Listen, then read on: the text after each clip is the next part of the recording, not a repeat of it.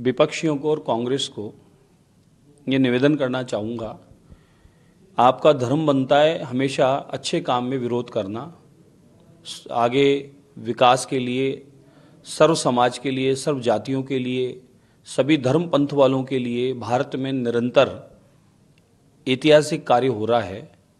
लेकिन इसका कार्य हो रहा है तो इसको आप एक्सेप्ट नहीं कर पा रहे, धन्यवाद नहीं कर पा रहे, और जो और अच्छा होने वाला है उसमें सहयोग नहीं कर पा रहे। लेकिन कम से कम जो अच्छा हो रहा है उस काम को होने तो दें। उसमें व्यवधान उत्पन्न करना आपकी नीयत पे शक होता है कि आपने संविधान को अपने तरीके से तोड़ मरोड़ के अब तक कई कानून पारित किए, वो सबको पता है, इतिहास जग जाहिर है। जिन आप बाबा साहेब अम्बेडकर की बात करने लगे हैं, सिर्फ एक पुस्तक को लेके हाथ में घूमने लगे हैं। उस पुस्तक में आपने कभी पढ़ा नहीं, उसको आपने कभी अध्ययन किया नहीं है। पुस्तक को जब खोलेंगे तो महात्मा बुद्ध के भी आपको दर्शन होंगे और भगवान राजाराम के भी आपको दर्शन होंगे और अनगिनत हमारे सनातन के देवी देवताओं के साथ में हमारा संविधान, उसका भी आपको दर्शन होगा। लेकिन वो आपने दर्शन करना नहीं चाहा, क्योंकि आपका उद्देश्य था बाबा साहेब को रोकना है, उनकी बातों को रोकना है, उनके मान सम्मान को रोकना है, उनके पंच तीर्थ जो आदरणीय प्रधानमंत्री नरेंद्र मोदी जी ने उसकी शुरुआत की, उन्हें रोकना है। और उनको आने से सदन से लेकर आज तक अब रोकने का काम आप ही करते आ रहे हैं, कांग्रेस और विपक्ष हो। और इसी वजह से इनको 0/0 नंबर अभी जनता ने दे दिए, आने वाले समय में और मिल जाएंगे। कांग्रेस मुक्त भारत का जो संकल्प है आदरणीय मोदी जी का और अटल बिहारी वाजपेयी जी का जो संकल्प है वो जल्दी पूरा होगा, अगर आपकी यही स्थिति रही। देश के विकास में, देश की उन्नति में, बहुसंख्यक समाज के ही भी हित में कभी आप सोचा करें। वक्फ बोर्ड पे नाम पर क्या हो रहा है ये सबको पता है, बहुत सारे प्रमाण हैं।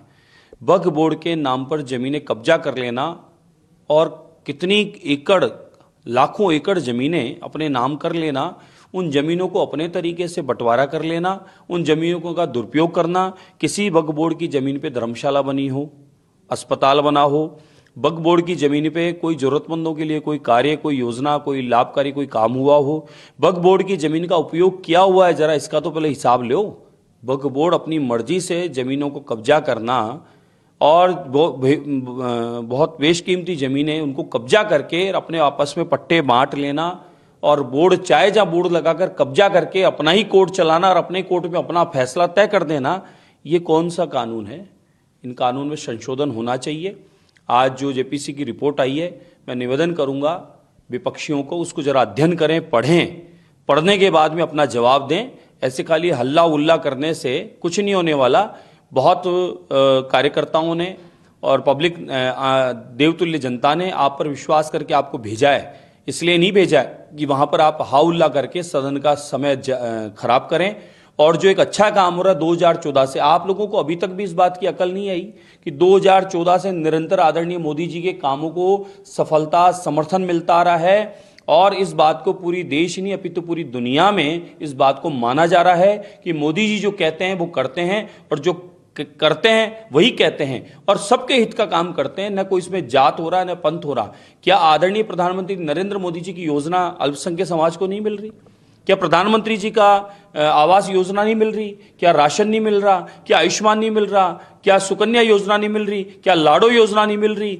अनगिनत योजनाएं, गरीब कल्याणकारी योजनाएं आदरणीय प्रधानमंत्री नरेंद्र मोदी जी के द्वारा हर एक किसान हो, युवा हो, मातृशक्ति हो, हमारा कोई भी क्षेत्र का व्यक्ति हो, हर व्यक्ति तक वो योजनाओं का लाभ पहुंच रहा है। लेकिन आप लोग उसको स्वीकार नहीं कर रहे। दिल्ली में अभी ताजा ही आपको मिला है इसका जवाब, महाराष्ट्र में मिला है आपको जवाब, अनगिनत प्रदेशों में मिला है, उपचुनाव में राजस्थान में मिला है।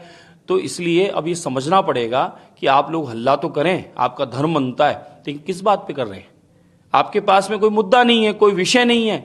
ये वक्फ बोर्ड में संशोधन होना अति आवश्यक है। वक्फ बोर्ड इस नाम का, वक्फ बोर्ड नाम का ये अजगर इस प्रकार का हावी हो रहा है कि वक्फ बोर्ड के नाम पर जमीनें कब्जा करके और तो और मुस्लिम समाज के लोगों को भी जमीन से बेदखल करना और उन जमीनों पर मुस्लिमों को बेदखल करके उस पर कब्जा करके और अपनी मर्जी से उस पर चाहे जो व्यवसाय गतिविधियां करना, जमीनों को बेच खाना, ये अनगिनत मामले हमारे पास भी हैं और सरकार के पास भी हैं और कोर्टों में भी हैं, थानों में भी हैं। पूरे देश का आप सर्वे कराकर देख लें, वक्फ बोर्ड के नाम पर जमीनें कब्जा करने का भूमाफियों के अलावा कोई बोर्ड नहीं है। ये देखिए, भाजपा का प्रत्येक कार्यकर्ता या आम जनमानस भाजपा में विश्वास रखता है।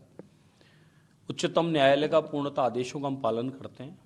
इतिहास गवाह है, 500 साल तक राम जी के मंदिर का संघर्ष किया, उच्चतम न्यायालय का आदेश हुआ, उसको पालन किया। आज अनगिनत और भी मामले चल रहे, तो हम लोग न्यायालय पर पूर्णतः आश्रित हैं। न्यायालय जो आदेश देगा वो, इस मामले में भी न्यायालय ने अपना जो भी आदेश देंगे उसका स्वीकार है और उसकी पूर्णतः मान्यता होगी। ऐसा नहीं, उन सब पर गंभीरता से विचार चल रहा है। रही बात राजस्थान के इस समय विपक्ष कांग्रेस की, कांग्रेस सिर्फ एक 4 लोगों में सिमट के रह गई है। कांग्रेस के कार्यकर्ता कुंठित है।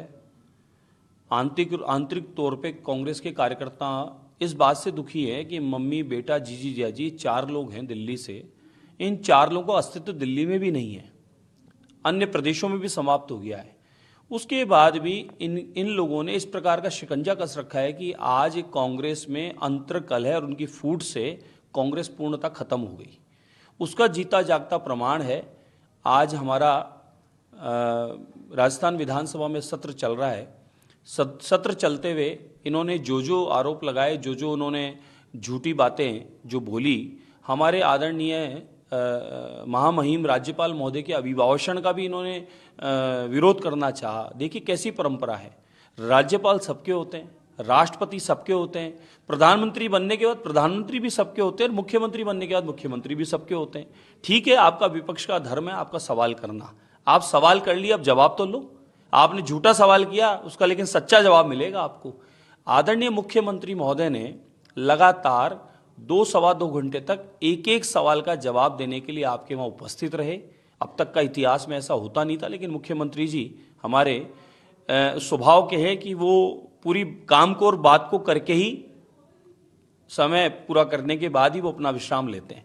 आदरणीय मुख्यमंत्री महोदय ने एक सवाल का जवाब पूर्णतः, एक बात का जवाब, एक शब्द का पूर्णतः तरीके से दिया है। आपके जितने भी आरोप थे, सवाल थे, उन सब का। लेकिन इस बार कांग्रेस ने एक बहुत बड़ी चूक हुई और मैं मानता हूं कि आदरणीय अध्यक्ष महोदय टोडासरा साहब ने कि ये कोई चाल थी, कोई षड्यंत्र था।